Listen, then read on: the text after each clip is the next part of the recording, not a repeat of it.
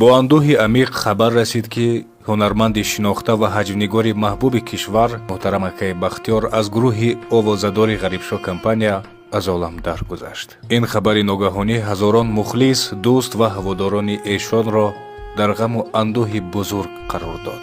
акаи Бахтиёр бо ҳунари нотакрор, суханҳои пурмазмун ва ҳазли самимии худ солҳо ба мардум ханда, шодӣ ва хотираҳои фаромӯшнашаванда бахшида буд.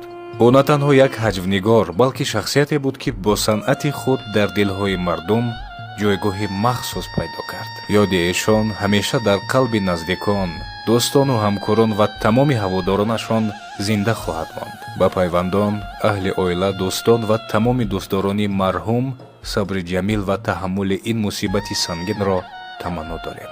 рӯҳашон шод, манзили охираташон обод бод.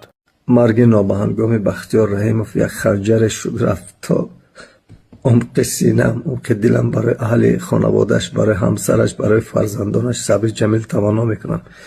Бахтиёр, ту ҳамеша дар дили мо, дар ёди мо боқӣ хоҳӣ монд. хеле мутаассифам.